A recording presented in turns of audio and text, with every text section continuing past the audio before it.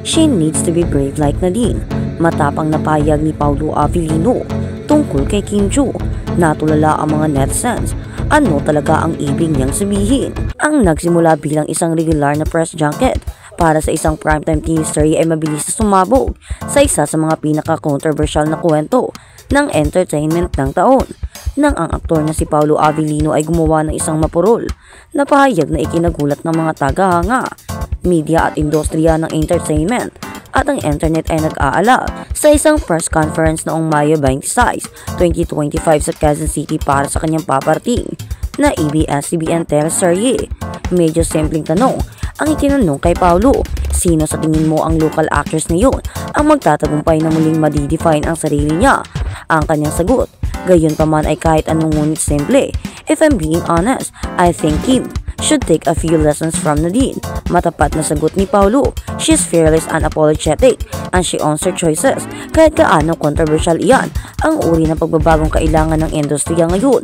Nabalot ng mabinging katahimikan as lead at sa loob ng ilang minuto, bumaha ang mga clip ng sandali sa mga platform ng social media, lalo na ang TikTok at X, dating Twitter, na nag-trigger ng digital firestorm na patuloy na nangangalit. Ang online na reaksyon ay mabilis at polarized.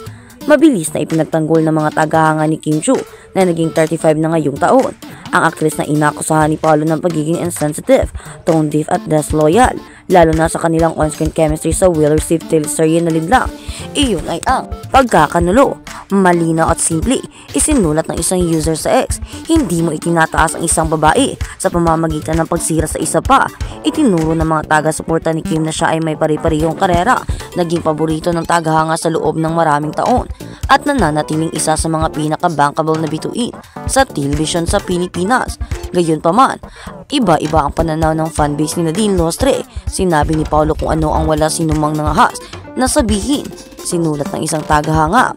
Nag-evolve si Nadine na mumuhay siya sa sarili niyang mga termino, gumagawa ng mga makakabuluhang pelikula at nagsasalita sa mga totoong isyo. Dapat magtala si Kim.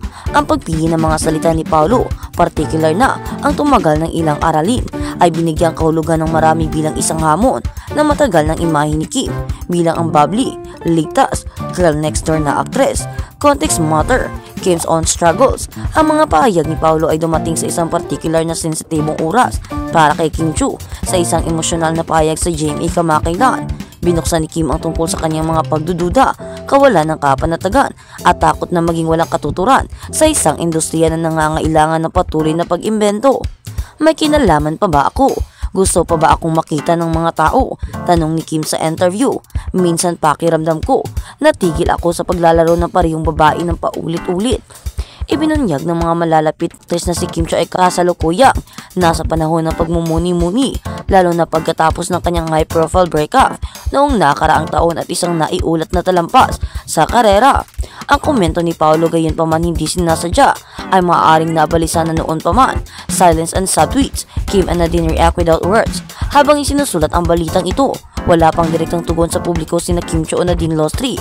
Gayon pa man, parehong kinuha sa Instagram na may mga misteryosong post na nagdagdag lang ng mga gasolina sa apoy. Nagpost si Kim ng black and white selfie na may caption na, ang paglaki ay tahimik, ngunit ang ilang mga tao ay maingay lamang. Samantala, nag-upload si Nadine ng scenic sunset photo mula sa Siargao na may caption na, manatiling totoo kahit na nanonood sila. Mabilis na binigyang kahulugan ng mga tagahanga ang parehong mga post bilang mga banayad sa reaksyon sa kontrobersya na nagdulot ng matinding haka-haka at mas malalim na tunggalian ng fanbase. Nagtitimbang ang mga showbiz insiders. Ang mga reaksyon mula sa loob ng industriya ng entertainment ay halo-halo, ngunit higit sa lahat ay maingat. Ibinahagi ng veteranong kolumnista na si Lolet Soles sa kanyang komentaryo sa radyo. Siguro gusto ni Paolo na hamunin si Kim sa mabuting paraan. Hindi niya sinasadyang masaktan, pero mahirap dahil hindi natin alam ang buong konteksto. Ang talent manager na si Ogie Diaz sa kanyang lingguhang vlog ay nagsabi, Kim deserves encouragement na subtle digs. But I also get what Paolo is trying to say. The industry is evolving. Artists must evolve too. But there's a way to say that without stirring drama. Samantala, iminumungkahi ng ilang tagapaloob ng produksyon na ang komento ni Paolo ay hindi sinadya bilang lilim. Sa halip ito ay nagpapakita ng kanyang tunay na pagnanais na makita ang kanyang mga co-star na yakapin ang muling pag-imbento. Nagsalita ang kampo ni Paolo. Matapos ang halos 24 na oras ng tumataas na reaksyon at haka-haka sa wakas ay binasag ng kuponan ni Paulo ang kanilang katahimikan sa isang maikling ngunit matatag na pahayag. Naninindigan si G. Avellino sa kanyang komento, naniniwala siya sa paglago katapatan at nakabubuo na pagmumuni-muni. Walang shade ang sinasadya, gayon pa man ang pinsala o epekto ay nagawa na, sadya man o pukawin o magbigay inspirasyon. Ang pahayag ni Paulo ay muling nagpasimula ng mga debate tungkol sa imahe, pagiging tunay at mga panggigipit na inilalagay sa mga kababaihan sa Philippine showbiz upang patuloy na umunlad. Isang wake-up call o hindi kinakailangang dig. Nagtanong ngayon ang mga tagahanga at tagamasid, wala ba sa linya ni Paulo o ipinapahayag lang niya ang kinakatatakutan ng iba? Sa loob ng maraming taon, pare-pareho ang presensya ni Kim Chiu sa telebisyon, naghahati ng mga hit at pinapanatili ang kanyang katayuan bilang isang pangalan ng sambahayan. Ngunit ilang mga kritiko ay nagtalo na, hindi pa niyang nagagawa ang mga uri ng mga panganib na nagtulak kay Nadine Losay sa mga artistikong sosyal na teritoryo tulad ng Never Not Love You o ang kanyang kamakailang mga advokasya sa kalusugan ng isip.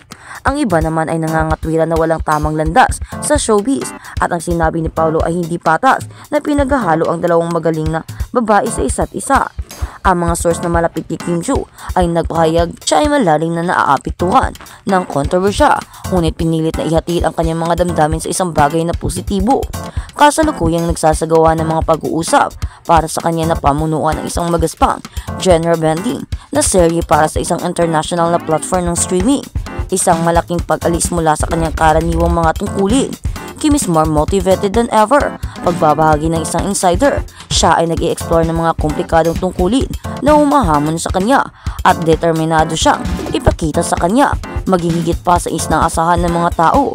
Ang panghuling salita, hindi pa. Sa pag-aayos ng alikabok, isang bagay ang malinaw. Ang komento ni Paulo Avellino ay nagdulot ng isang napakahalagang pag-uusap. Kung hindi ka komportable tungkol sa pag-unlad, muling pag-ibento at ang madalas na hindi patas na mga inaasahan sa mga kababaihan sa industriya ng entertainment. Bumangon si Kim Chiu mula sa sandaling ito na may malakas na pagbabago o piniling tumugon sa sarili niyang tahimik at magandang paraan. Isang bagay ang Jack, nanonood ang publiko at marahil iyon ang ibig sabihin ni Paulo sa lahat ng panahon. Ang pag-iling ng mesa, ang tingnan kung sino ang bumangon. At sa kabilang banda, Kim Pao nagpakilig sa pagpapadyak. Kilig na kilig ang mga netizens sa bagong post ni Kim Chiu habang kasama nito si Paulo Avellino sa nasabing post ng aktres. Makikitang nagbabike rin sila ni Paulo. Kompleto rin ang pagbabike na outfit ng dalawa sa nasabing ride. Gamit ni Kim ang kanyang pink na road bike habang si Paulo naman ay road bike rin ang gamit. Narito ang reaksyon ng mga netizens sa ride ng dalawa. Bagay kayo ni Paulo. Perfect match, my favorite love team.